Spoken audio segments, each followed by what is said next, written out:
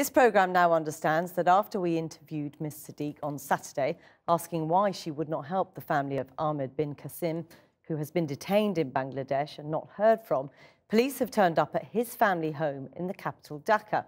There's no suggestion that this has anything to do with Ms Siddiq, but Channel 4 News understands the family has apparently been asked to behave themselves, and this is the first such visit for some time. This as Tulip Siddiq apologised today for what she said was an ill-judged remark to a member of our team. Well, our chief correspondent, Alex Thompson, has the latest. What can you tell us, Alex? Well, yes, well, it all rolled into Prime Minister's questions, amongst other things today. And as you mentioned, that fulsome apology so far as her own personal conduct is concerned. Her political, wider conduct is a matter of some growing concern. And there are a number of other cases, including one of the disappeared, as they call them in Bangladesh, who is British. The real immediate concern and the focus of this isn't Channel 4 News, nor should it be, nor indeed Tulip Siddiq. It is, of course, the man concerned, Ahmed bin Qasim. His family, defenceless family, now find themselves being visited by armed men in force. They're extremely worried that they should become disappeared as well. Now, here's the thing.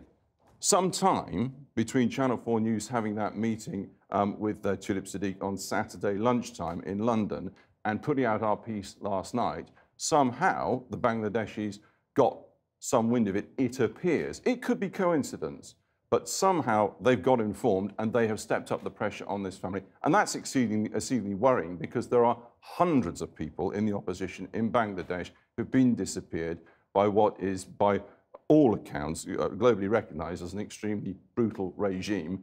And Tulip Siddiq, as we'll see tonight, is uniquely concerned with that. So let's start off, I think, first of all, looking at the person who's become the real focus, and rightly so, at the centre of this, the man concerned who's been disappeared and his family. Ominous developments tonight concerning the family of the person at the centre of this story, the British-trained barrister Ahmed bin Qasim, kidnapped by government agents in Bangladesh. We met Tulip Siddiq around midday on Saturday. From then on, Mr. Qasim's family in Bangladesh say they've been harassed by government forces. That is, before last night's report was broadcast. Uniformed police officers attending the property happened before the Channel 4 show with Tulip Siddiq aired last night. So there was already some intimidation. But what happened today, after the show was aired last night here, is a large number of armed police officers came onto the property. Fully armoured and armed police officers came onto the property, and that was a very intimidating thing to happen. And the family were worried that they were going to be disappeared by the security forces. Coincidence possibly, but since last night's report, the harassment in Bangladesh has reportedly increased. What's happened here, it seems, is they found out about the programme in some way before it's been aired, and they're seeking to intimidate the family there. And that's what's happened yesterday and again today. And what I hope is those with the power in this country, and they know who they are, make it quite clear to the Bangladeshi authorities that harassment and intimidation of the family will not be tolerated. We asked Tulip Siddiq if she or anyone she knows contacted the Bangladesh authorities after the meeting. We've yet to have a response to that specific question. Tulip Siddiq is a human rights campaigning MP, but her family contacts with the brutal Awami League Bangladeshi government go far beyond simply the Prime Minister, who is her aunt. Her mother is the sister of Sheikh Hasina, is also a powerful person within the Awami League. Her uncle, her father's brother, is the military advisor to Sheikh Hasina and has a significant role in respect of law enforcement agencies. And her brother is a propagandist for the Awami League. In a statement issued this morning, Tulip Siddiq said, "I have no capability nor desire to influence politics in Bangladesh."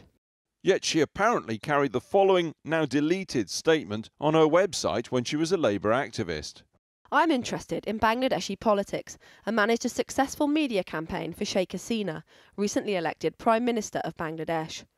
In my spare time, I work for the Awami League as part of its UK and EU lobbying unit and election strategy team." You described yourself as a spokesperson for the Awami regime. This morning, Tulip Siddiq issued the following apology after refusing to answer our questions and making threatening and offensive comments. I want to apologise unreservedly for my comments to Channel 4's producer, which were an offhand and ill-judged attempt to deal with what I felt was a hostile situation. Today, this whole issue reached Parliament, from Tulip Siddiq's personal conduct to the grave situation of hundreds of people being disappeared by the Bangladeshi government, all raised during Prime Minister's questions. Mr. Speaker, many mothers in this chamber know how hard childbirth can be, but we would never use that knowledge in a veiled threat against a journalist when being questioned in the way the Honourable Member for Hampstead and Kilburn did when questioned by a Channel 4 journalist recently. As I assume the First Secretary is not pregnant, would he please complete the work that journalist tried and ask the Honourable Member for Hampstead and Kilburn to use her influence with her aunt, who is the Prime Minister of Bangladesh, whose regime is responsible for the kidnap of Ahmed bin Qasim, and ask for his release. And I can assure my honourable friend that Bangladesh remains an important human rights priority area for the Foreign Office, and that we continue to raise allegations of enforced disappearances at all levels of the government of Bangladesh. Outside Parliament, Tulip Siddiq's been rightly praised for her human rights campaigning, from the British woman held in Iran across a variety of issues from Palestine to the Rohingya. She's always claimed she can't intervene in this case because Mr Qasim isn't a constituent. He's never lived in Hampstead. After last night's report, a number of MPs contacted us from various parties to say they routinely work for non-constituents if they have special contacts, and what Ms Siddiq says is nonsense.